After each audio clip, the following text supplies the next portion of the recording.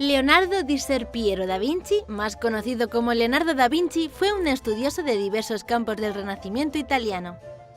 Nació el 15 de abril de 1452 en la localidad florentina de Vinci, Italia.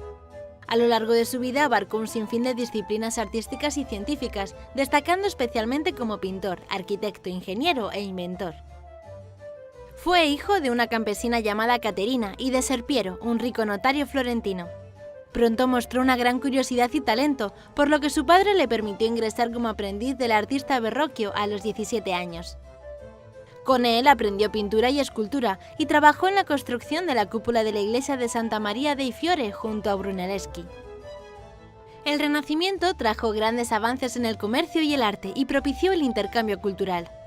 Ya como aprendiz, Da Vinci introdujo la pintura al óleo, una técnica proveniente de los Países Bajos que permitía un mayor control en el espesor de la pintura, y que empleó en La adoración de los magos, su primera gran obra. Tras formarse en un amplio abanico de técnicas y haber superado a su maestro, decidió buscar nuevos retos. En 1482 marcha a Milán y se presenta ante su duque y mecenas Ludovico Sforza. Bajo su protección realizó proyectos sobre hidráulica, mecánica y arquitectura, así como algunas obras pictóricas. Por aquel entonces, una nueva ola de peste negra asoló Europa.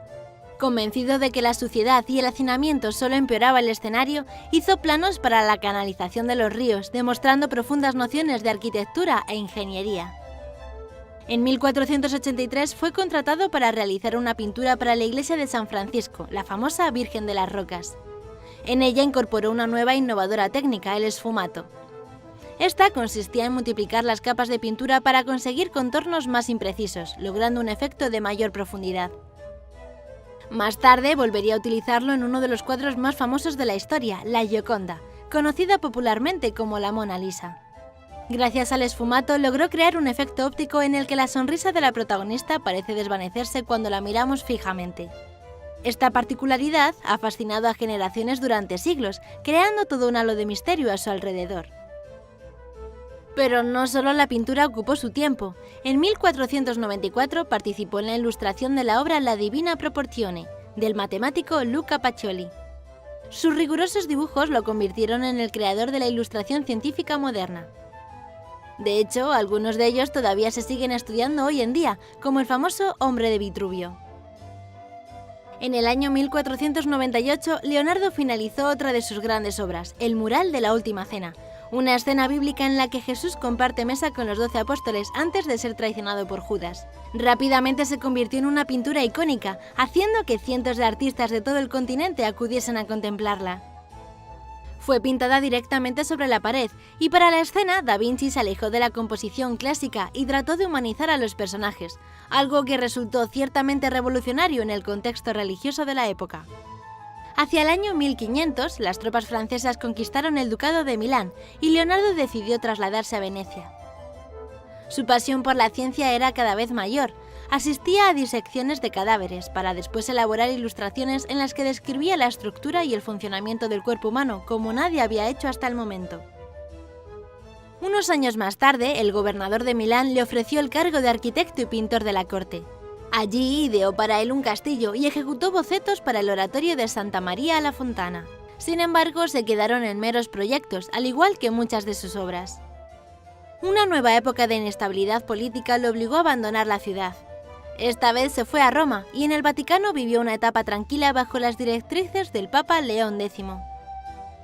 Dibujó mapas e ideó una gran residencia para los Medici, pero cada vez recibía menos encargos, que iban a parar a manos de otros artistas de la época. Tras la muerte de su protector y profundamente decepcionado, dejó Italia para pasar sus últimos años de vida en el Palacio de Clou, en Francia. El rey francés le concedió un gran respeto y vivió más como un miembro de la nobleza que como un empleado. Su salud fue deteriorándose poco a poco hasta su muerte, el 2 de mayo de 1519, a los 67 años. Legó todas sus pertenencias a su alumno Francesco Melzi, que retornó a Italia copias de manuscritos y dibujos de incalculable valor. Sin duda, Leonardo da Vinci fue un genio adelantado a su tiempo, cuya influencia aún sigue presente 500 años después de su muerte. No olvides suscribirte y darle al like si te ha gustado. Y también puedes seguirnos en nuestras redes sociales, Facebook, Twitter e Instagram. ¡Hasta el próximo vídeo!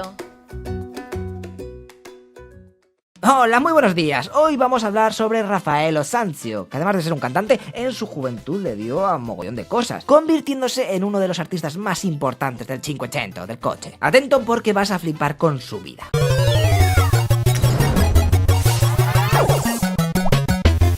Rafa nació el 6 de abril de 1483 en Urbino. Su padre era un pequeño pintor de la corte del duque de allí y gracias a ello pudo moverse entre la gente pro de las altas esferas. Pero su vida no será nada sencilla, ya que a los 11 años tuvo que sufrir la muerte de su mamá y quedó al cuidado de su tío, que era un sacerdote. Rafael siguió motivado con el arte y se colocó como aprendiz en el taller de Pietro Perugino. De él absorbió mucho conocimiento y se llegó al punto de que era difícil diferenciar las obras del maestro de las suyas, por lo que se puede considerar que a los 19 años ya estaba completamente formado. Su primera obra documentada es de 1500, pero a día de hoy tan solo quedan algunas porciones y bocetos, así que miau. 2 años más tarde se fue a Siena por invitación de Pinturicchio, que es así la página de esa web donde es como Pictionary pero en cutre, al que ayudó en una serie de frescos para la biblioteca de la catedral de allí. La gente ya empezaba a conocerle y eso hará que sea solicitado en muchos lugares, por lo que le tocará viajar al máximo, consiguiendo el rango más alto del BlaBlaCar. Pero su sede, por llamarlo de alguna manera, estaría en Florencia. En algunos de estos viajes conocería a Da Vinci, que influenciaría bastante en sus obras, volviéndolas más complejas y dinámicas. Él tenía una obsesión y siempre le gustaba dibujar a hombres desnudos luchando, eso le molaba. Incluso llegó a dibujar un retrato de una mujer basándose en la misma composición usada en la Mona Lisa, ahí trabajándola para perfeccionar la versión más famosa de Leonardo. Pero no os creáis que los artistas de la élite, estos famosos, eran siempre colegas. Se dice que Miguel Ángel, odiaba a Rafael y que incluso llegó a conspirar contra él, ahí la envidia y malos rollos. A finales de 1508 se trasladó a Roma currando para el Papa Julio II. Allí le encargaron la decoración al fresco de la biblioteca privada del pontífice. La movida es que el New Boss del Vaticano quería quitar todo el rastro de las pinturas que había mandado realizar el anterior Papa, el español Alejandro VI, un Borgia. Y aquello era un trasiego de artistas que flipas, cada uno trabajando en estancias diferentes. Cerca, de hecho, estaba Miguel Ángel pintando la Capilla Sixtina. No me quiero ni imaginar la lucha de egos que debía de haber por allí. La primera habitación que pintó Rafael fue la Stanza de la Signatura, que a día de hoy está considerada como la obra maestra del pintor, ya que contiene 3 de sus obras más famosas: la Escuela de Atenas, el Parnaso y la Disputa del Sacramento. Su trabajo gustó a la gente de allí y decidieron despedir a unos cuantos artistas para que Rafa se encargase de decorar más estancias. Lo que pasa que aquello era un pateo, es gigante, y tan solo consiguió terminar 3, por lo que tuvo que pedir ayuda a gente de su taller para terminar el encargo. De hecho, ellos serían los que tendrían que acabar la 4ª estancia porque Rafa la palma justamente ahí, y se tuvieron que basar en sus bocetos que había dejado. Un día el arquitecto papal coló a Rafael en la Capilla Sixtina de Strangis, donde curraba Miguel Ángel.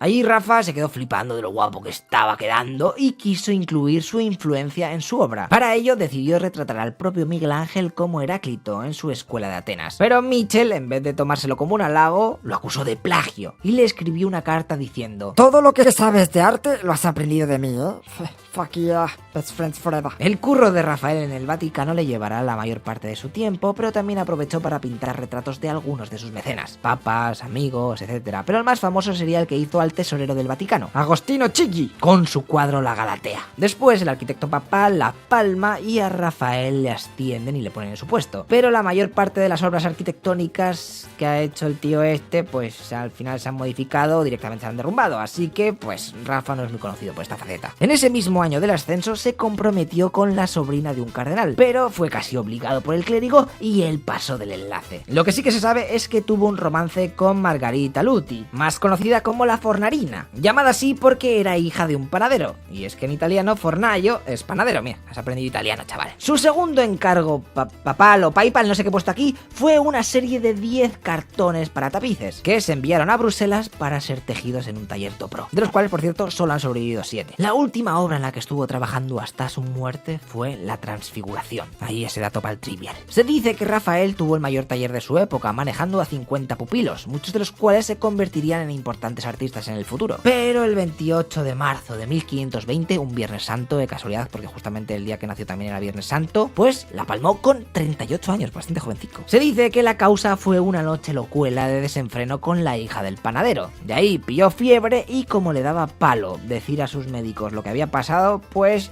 no pudieron darle el remedio adecuado. Así que tras 15 días ahí toma, pumba, estira la pata. Ay, la droga en el colacao. En su testamento dejó money para que su amante viviese tranquila y la mayoría del taller se lo dejó a sus 2 mejores discípulos. Su taller siguió en pie e incluso sus trabajadores serían los encargados de acabar las obras que Rafa había dejado incompletas. Pero no había comparación de artistas y se puede ver clarísimamente pues la calidad de uno y de otro. Ahí, una parte está todo pixelada y fatal. Fue enterrado en el Panteón de Roma, donde podemos leer la inscripción de su sarcófago que dice lo siguiente: aquí yace Rafael, por el que en vida temió ser vencida la naturaleza y al morir él temió morir ella. Un poco de dislexia había, pero bueno, yo no puedo hablar muy alto.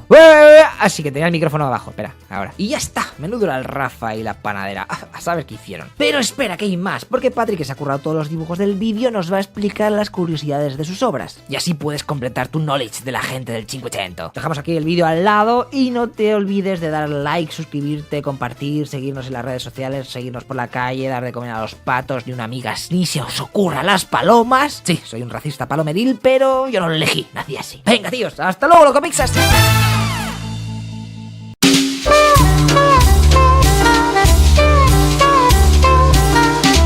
Ilustrando Historia.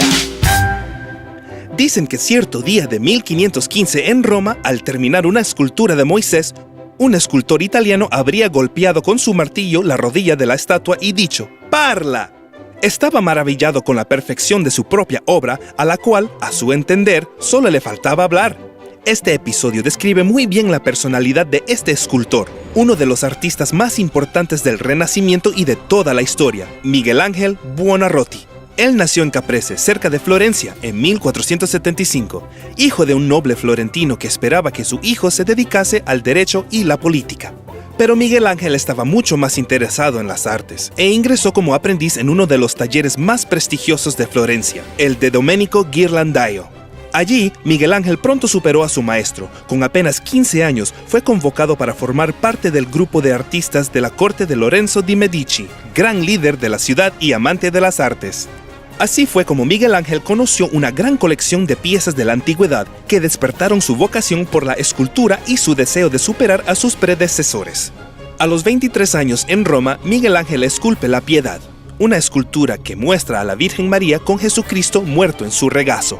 Miguel Ángel juega con las proporciones para que la obra tenga más ligereza, esculpiendo a María proporcionalmente más grande que Jesús, además de hacerla con un rostro joven, a pesar de que al momento de la muerte de su hijo ya había pasado los 50 años. Según Miguel Ángel, de esta forma puede resaltar la belleza de la pureza de María.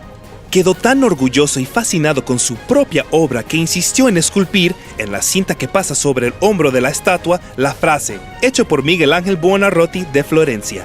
De vuelta en Florencia, Miguel Ángel esculpe en un mármol de 5 metros de altura una enorme estatua de David, que por su belleza y expresividad fue colocada junto a la puerta del ayuntamiento de la ciudad para que fuese admirada por todo el pueblo. Gracias a su fama creciente, Miguel Ángel fue convocado a Roma por el Papa Julio II, quien le encargó pintar las paredes de la Capilla Sixtina en el Vaticano. Miguel Ángel se encerró en la capilla y trabajó intensamente de 1508 a 1512. Cuando la obra estuvo terminada, causó tanta admiración que Miguel Ángel, el escultor más grande del mundo, también fue aclamado como un genio de la pintura. En sus 88 años de vida, Miguel Ángel creó muchas obras distintivas. Incluso concibió obras como arquitecto, todas ellas tan admirables como la gigantesca cúpula de la Basílica de San Pedro en el Vaticano, que adorna hasta hoy el cielo de Roma, la ciudad eterna.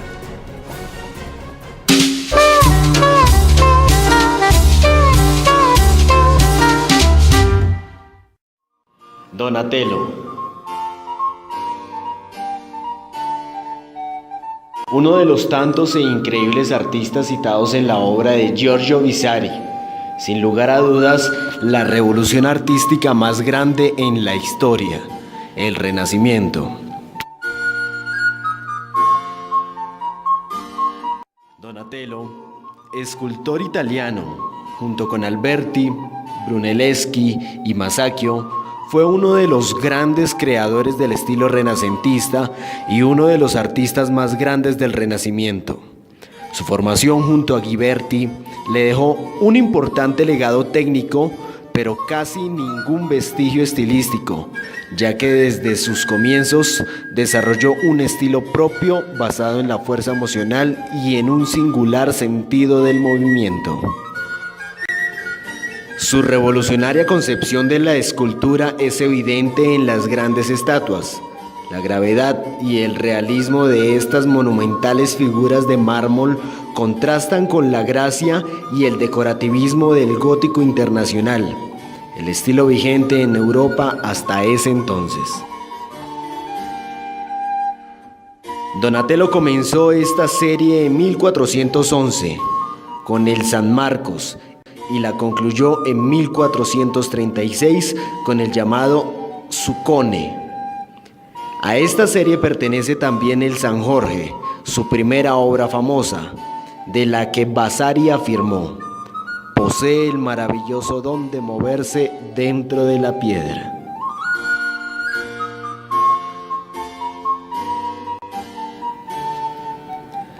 Tras asociarse con su aprendiz Michelozzo, Donatello emprendió a partir de 1427 la realización en Pisa de la tumba del cardenal Brancacci, en la que esculpió en relieve el lema de la Asunción de la Virgen.